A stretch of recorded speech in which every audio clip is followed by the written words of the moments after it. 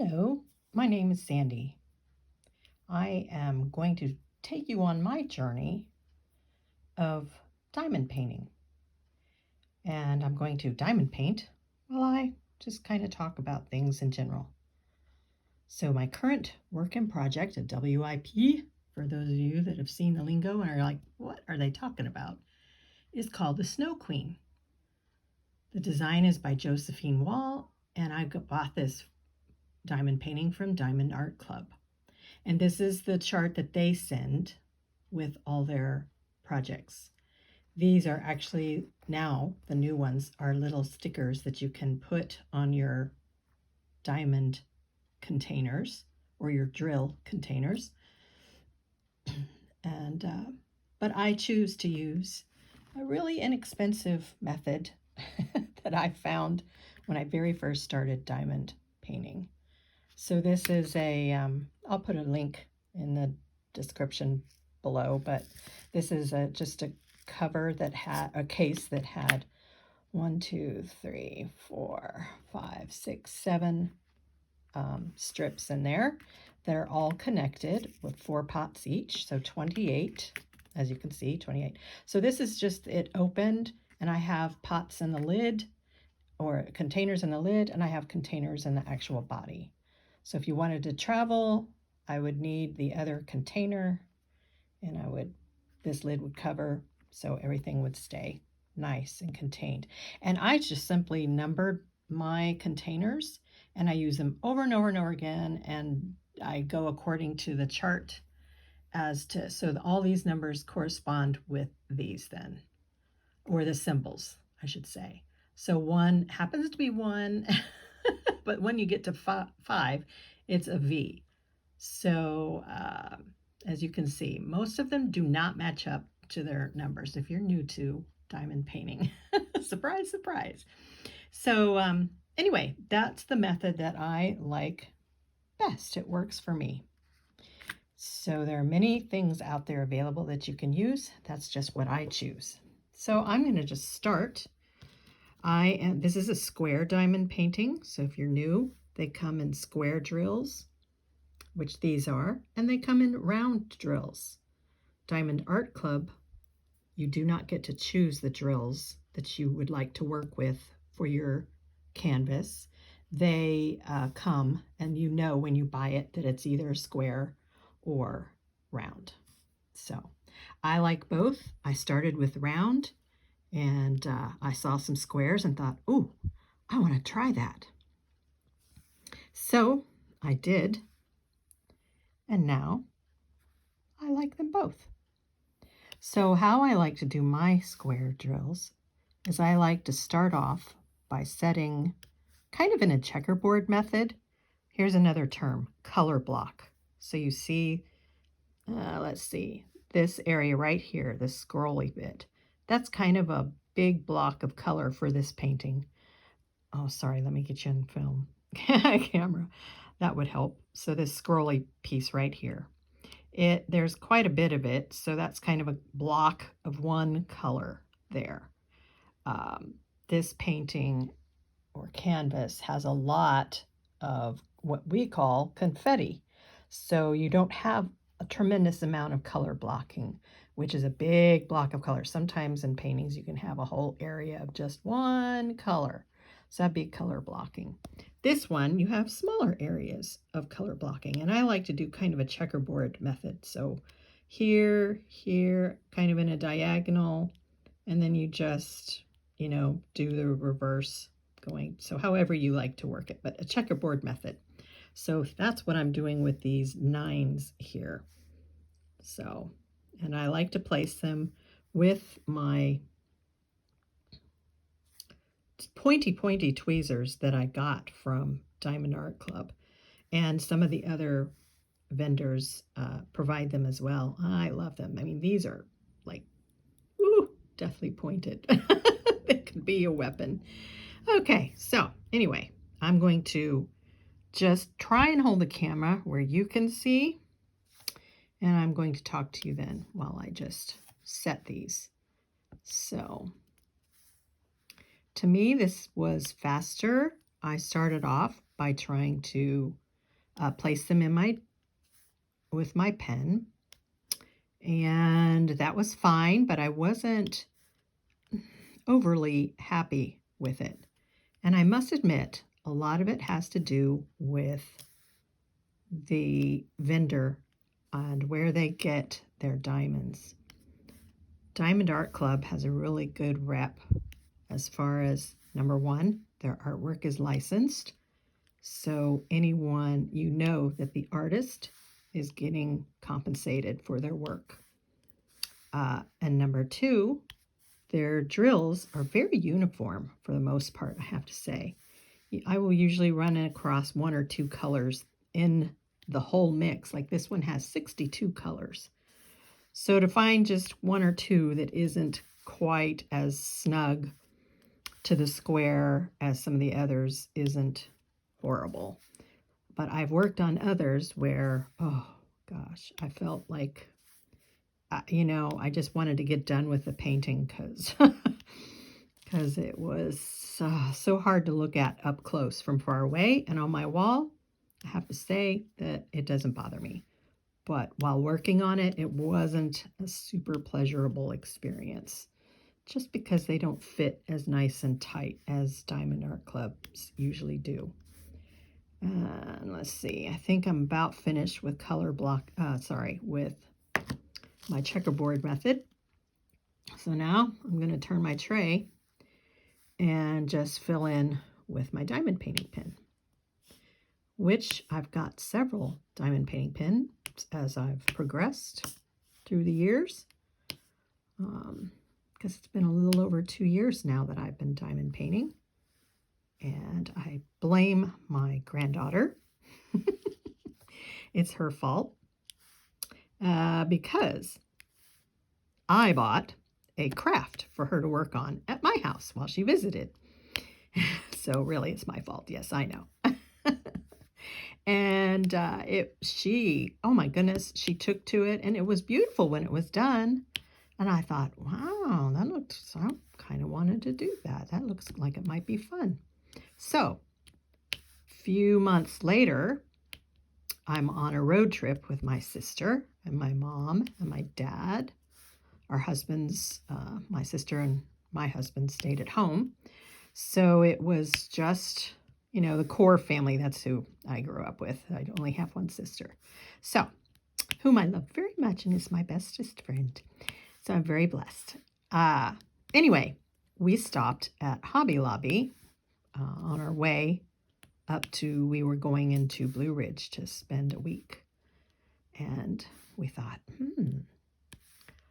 what about bringing a project? In the past, we've done scrapbooking and all kinds of things. And, that's a lot of stuff to take with you.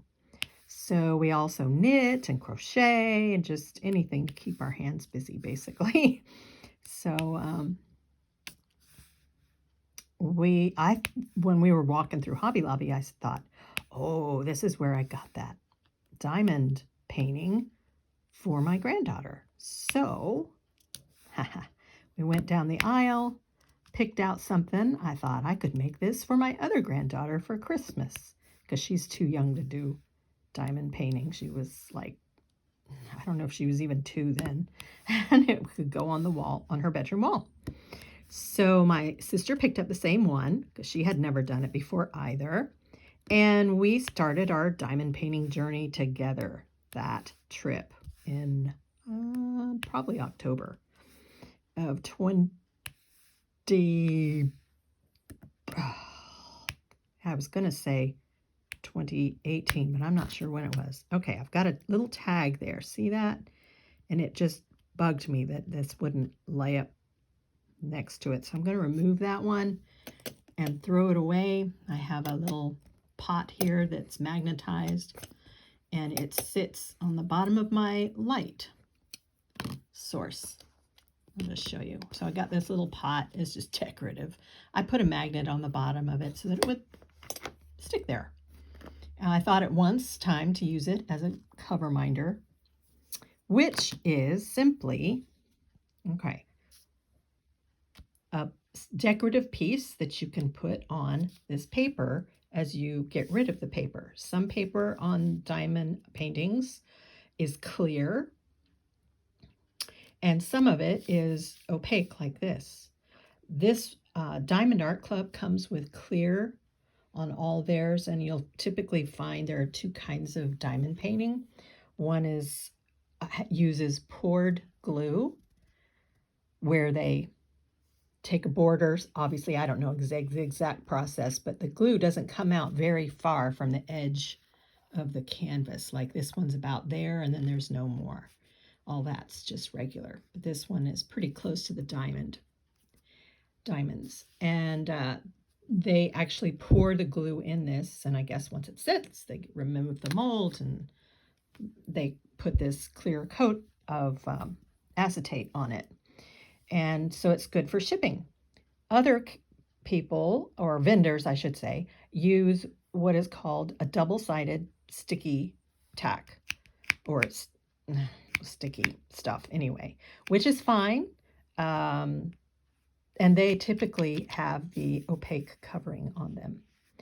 And when you use those, the clear or this, you can either like just peel it back as you work. And then to keep this out of your way, you could put something, I'll show you here. Diamond Art Club just sent something called a minder. What did I call it earlier? I don't know. Anyway, and that's what that is for. It has a magnet on the bottom and a magnet on the item. Cover minder, that's it, duh. And you put the magnet underneath your canvas. Hold, please.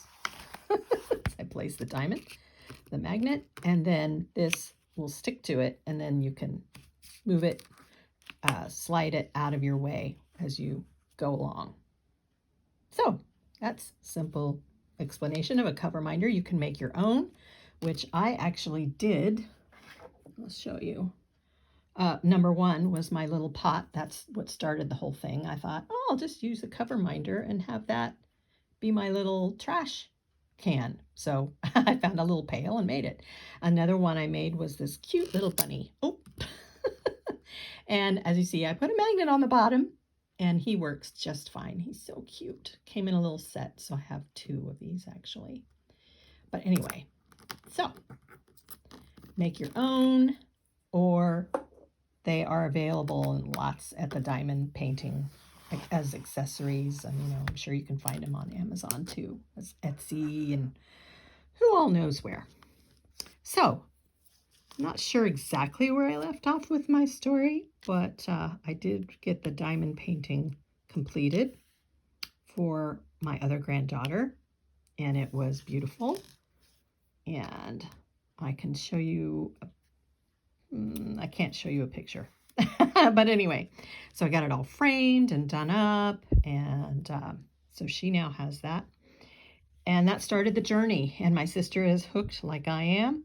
So we started off with these little bags, hang on, something like this, and you cut them. They have the drills in them, or the diamonds, and there's usually a marking on here, like this one, excuse the lighting, says 340. You can barely see that. And so that tells you which number it is over here. 340 is number 14, number 9, or the symbol of 9. Other ones came in a little baggie. A lot of vendors send them already done like this. This is my personal markings up here, but it would be labeled as to that vendor's. So we started off by doing this, having these, and we cut them and we put them into our little Ziploc bags because we were traveling and we didn't know what we were doing. And fortunately, all diamond paintings come with a tray and a pen, such as this one. And they come with their own little piece of wax, which I can't show you because I've actually used something different.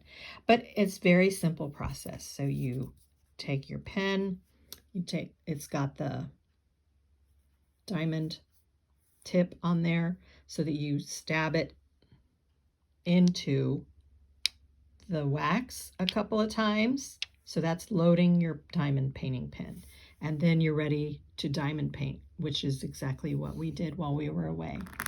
So we needed light. We didn't know anything about a light box, which is this is. So it actually lights your canvas from underneath so you can see all the drills. Let me show you when it's turned off. It's a little harder to see. So we had these cool flashlights on our cameras. So that's what we did, as you can see with this, to help us diamond paint while we were away. So needless to say, our left wrist was got kind of painful every once in a while because of holding our cameras, trying to be able to see the diamonds. So you do need a good lighting source. And a lot of people don't use a second lighting source like I do. It's not mandatory, obviously. A light box is super nice though, and they're very inexpensive. And I really appreciate that fact, because this makes it a more affordable craft with all the kit that you have to get. You don't need diamond painting pens. You don't need to buy trays. You don't need to buy, I don't know, you don't need to buy the cut paper. You just need to buy the box of the diamond painting itself. And everything you need to do it is right there. So it's very fun to be able to do that.